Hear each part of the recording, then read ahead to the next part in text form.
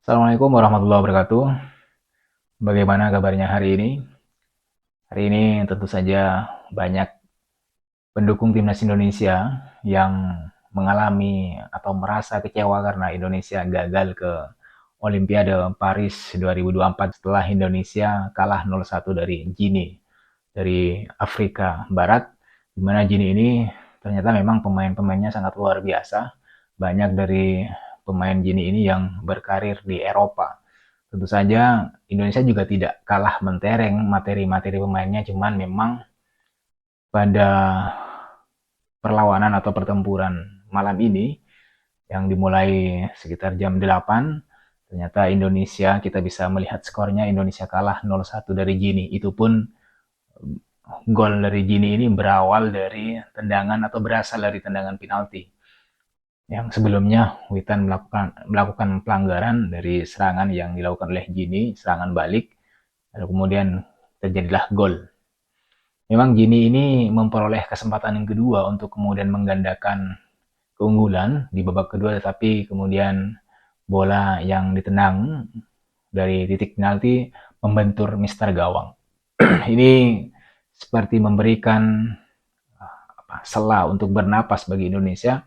Kalau bisa sih para pendukung timnas Indonesia berharap di babak kedua setelah kegagalan penalti oleh tim Gini ini Indonesia bisa membalas kekalahan, tetapi kemudian sampai babak akhir Indonesia tidak bisa mencetak gol. Dan ini menutup kesempatan Indonesia untuk tampil di Olimpiade Paris Prancis 2024. Tapi ini merupakan satu kegembiraan atau kabar yang luar biasa menurut saya karena sebelumnya timnas U23 sudah tampil di Piala Asia.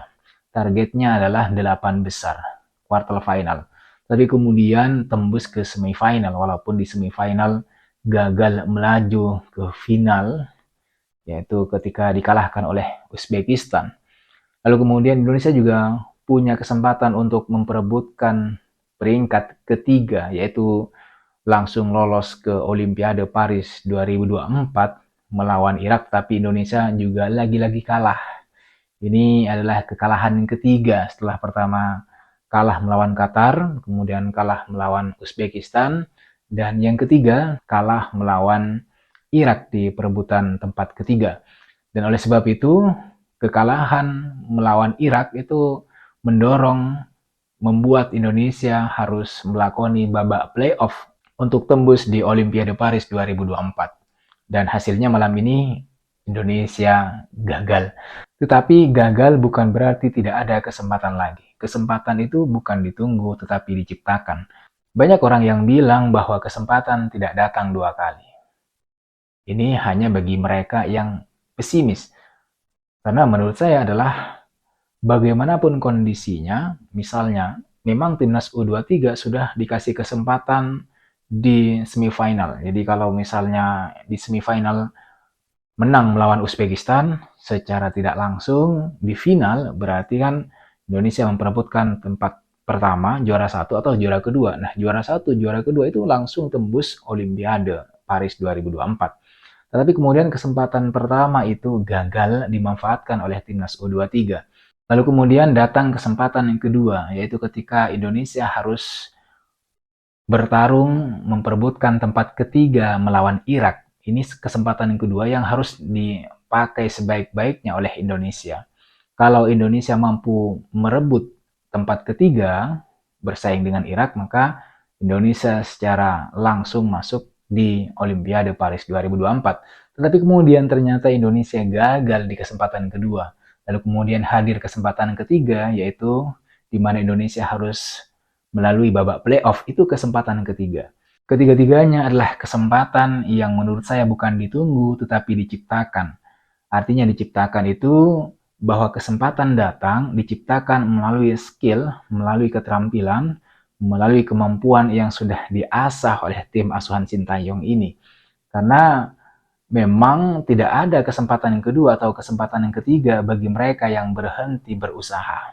Kalau saja Indonesia hanya berhenti di babak quarter final atau di 8 besar, karena di 8 besar Indonesia targetnya sudah tercapai, maka tentu saja Indonesia tidak punya kesempatan untuk tampil di Olimpiade Paris. Tetapi kemudian peluang itu menjadi terbuka ketika Indonesia mampu melewati fase quarter final lalu kemudian masuk di semifinal. Kesempatannya menjadi terbuka. Artinya bahwa kesempatan-kesempatan semacam ini itu bukan ditunggu tetapi diciptakan. Bagaimana cara menciptakannya? Tentu saja diciptakan melalui keterampilan, kapasitas yang kita punya. Nah, Indonesia sudah punya 3 kesempatan dan ketiga-tiganya sudah dipakai. Lalu kemudian hasil akhirnya adalah Indonesia gagal ke Olimpiade Paris 2024. Yang itu bukan berarti bahwa Indonesia gagal selama-lamanya untuk tampil di Olimpiade. Artinya masih ada kesempatan yang lain dengan cara bagaimana tim Indonesia harus terus mengasah keterampilannya. Karena hanya mereka yang mampu mengasah keterampilan, yang mampu mengidentifikasi diri bahwa mereka masih memiliki kekurangan-kekurangan tertentu untuk kemudian diperbaiki, baru kemudian dipupuk untuk kemudian menciptakan kesempatan yang lain untuk tampil di Olimpiade. Oke, kembali lagi ke pertandingan Indonesia melawan Gini. Di atas kertas memang banyak orang yang tidak terlalu optimis gitu ya, tidak terlalu euforia dengan pertandingan ini karena Gini sendiri memiliki pemain-pemain yang sudah tampil di Eropa. Alex Moriba misalnya dia pernah tampil di Barcelona bersama Messi bahkan. Nah, jadi di atas kertas memang Indonesia punya peluang tetapi tidak sebesar Gini peluangnya. Tetapi walau bagaimanapun saya setuju dengan apa yang disampaikan oleh Coach Aji Santoso bahwa seorang pelatih siapapun itu harus menanamkan sikap dan keyakinan optimisme yang tinggi terhadap timnya. Bagaimanapun seorang pelatih, seorang pemimpin harus menanamkan sikap atau keyakinan optimisme yang tinggi pada anak buahnya untuk kemudian memenangkan laga. Karena di sepak bola apapun bisa terjadi, ada kemungkinan-kemungkinan, ada kejutan-kejutan yang bisa dihadirkan oleh bahkan tim yang dianggap lemah sekalipun. Kita mungkin bisa belajar ke timnas Indonesia U23 ketika tampil di Piala Asia, di mana timnas U23 kita ini dianggap sebagai tim lemah karena tim kita adalah tim debutan. Sebagai tim debutan, sangat tidak mungkin untuk kemudian tembus di semifinal karena ini adalah kali pertamanya timnas U23 Indonesia itu tampil di Piala Asia. Jadi banyak orang yang kemudian meremehkan atau memandang sebelah mata karena tidak mungkin sebuah tim yang debutan itu kemudian memiliki kemampuan kapasitas yang tinggi untuk minimal sampai di semifinal. Itulah kenapa kemudian Coach Sintayong itu menargetkan ya minimal tembus 8 besar. Tetapi kemudian ternyata tim debutan ini itu mampu memberi kejutan. Dan kejutan itu menurut saya bukan hanya sebuah kejutan yang tiba-tiba datang, tetapi sebuah kejutan yang memang sudah dilatih, yang memang sudah dirancang dengan kapasitas-kapasitas dari pemainnya itu sendiri. Tetapi apa daya, hidup tidak selalu berbicara soal kejutan atau keajaiban. Jadi kalau hidup selalu menggantungkan atau digantungkan pada keajaiban, pada kejutan yang datang dari langit, maka setiap orang tidak akan pernah berusaha atau meningkatkan skill.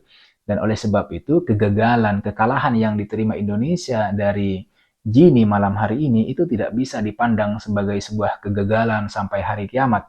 Karena kegagalan ini harus disikapi secara objektif, harus disikapi secara lapang dada, bahwa memang ada kekurangan-kekurangan tertentu yang harus kemudian ditingkatkan atau diperbaiki agar 4 tahun kemudian kita bisa tampil di Olimpiade. Selain daripada itu, sebagaimana yang sudah pernah saya sampaikan di video sebelumnya, kekalahan ini harus disikapi secara objektif, harus disikapi secara optimis, secara positif, bahwa kita tidak bisa serta-merta menyalahkan hasil kegagalan ini kepada pemain. Misalnya kita langsung menulis atau berbicara bahwa memang secara kapasitas Indonesia belum layak tampil di Olimpiade. Nah, omongan-omongan seperti ini itu keluar ketika kita sudah dikecewakan dengan hasil. Misalnya hasilnya Indonesia kalah melawan Gini, lalu kemudian keluarlah komentar, Indonesia memang secara permainan, secara skill belum layak ke Olimpiade. Nah, itu adalah ucapan-ucapan, komentar-komentar sumbang yang menurut saya hadir keluar setelah kekalahan. Yang menurut saya tidak perlu hadir, tidak perlu keluar. Tetapi itu pun bisa terjadi karena kekecewaan kita terhadap harapan yang tidak sesuai dengan realitas. Kita mungkin berharap bahwa Indonesia mampu menembus Olimpiade Paris, tetapi kemudian ternyata hasil mengatakan lain. Ketika kita terlanjur memancang harapan terlalu tinggi, maka kemudian mungkin kita akan mengalami kekecewaan yang juga sangat mendalam. Tetapi memancang harapan sangat tinggi itu tidak apa-apa. Yang kita tanamkan adalah optimisme. Tetapi yang keliru adalah ketika kita tidak bisa menyikapi kekalahan atau kegagalan secara objektif dengan lapang dada. Nah, kemudian akan membuat kita terdorong masuk ke dalam jurang keterpurukan. Keterpurukan artinya bahwa kita tidak memiliki karakter yang konsisten. Jadi kalau menang kita euforia, kalau menang kita menganggap bahwa timnas memang pantas ke Olimpiade, memang pantas memenangkan setiap pertandingan di Piala Asia. Tetapi kalau kalah langsung kemudian kita mencaci maki, kita memandang sebelah mata para pemain yang sudah berjuang. Menurut saya inilah karakter-karakter yang perlu diperbaiki karena sebuah tim yang bagus juga disokong, didukung oleh karakter pemain ke-12 atau supporter yang baik dan positif. Tetapi apapun itu, kita perlu memberikan apresiasi yang tinggi kepada para pemain timnas U23 yang sudah berjuang habis-habisan, mulai dari Piala Asia hingga kemudian playoff Olimpiade Paris 2024. Mereka sudah mengeluarkan kapasitas, mereka sudah mengeluarkan keterampilan. Setiap apa yang sudah mereka punya, mereka rela sakit, mereka berkeringat, mereka nangis untuk kemudian memberikan yang terbaik kepada bangsa dan negara. Walaupun kemudian hasil akhirnya berbeda dari harapan yang dipancangkan, tapi apapun itu kita tentu saja sebagai supporter, sebagai masyarakat yang mengagumi permainan mereka kalau menang, lalu kemudian tiba-tiba kita berubah karakter menjadi pembenci ketika mereka kalah, kita tentu saja harus memberikan apresiasi yang tinggi. Karena menurut saya komentar-komentar sumbang tidak akan pernah bisa membangun secara konstruktif sistem atau perbaikan sepak bola kita ke depan. Maka oleh sebab itu, apapun yang terjadi hari ini dan ke depan, kita tentu saja harus memberikan kontribusi yang positif meskipun tidak dalam bentuk tenaga. Namun demikian kita perlu memberikan kontribusi yang positif. Boleh jadi dalam bentuk pandangan, ucapan-ucapan yang membangun, yang tidak mendestruksi pemain-pemain tertentu yang menurut kita mungkin tidak terlalu perform di pertandingan melawan Gini.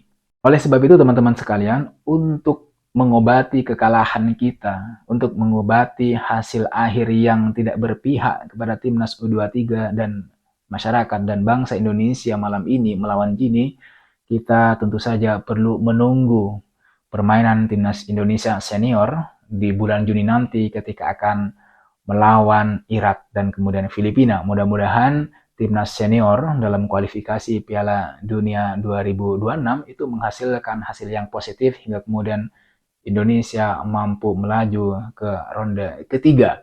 Perjalanannya masih sangat panjang, tetapi mudah-mudahan dengan euforia yang sudah kita berikan, yang sudah kita tunjukkan di pertandingan ketika timnas U23 berlaga di Piala Asia maupun di playoff Olimpiade, itu kemudian kita terus alirkan nanti ketika timnas Indonesia senior melawan Irak dan Filipina di lanjutan kualifikasi Piala Dunia 2026. Saya kira itu.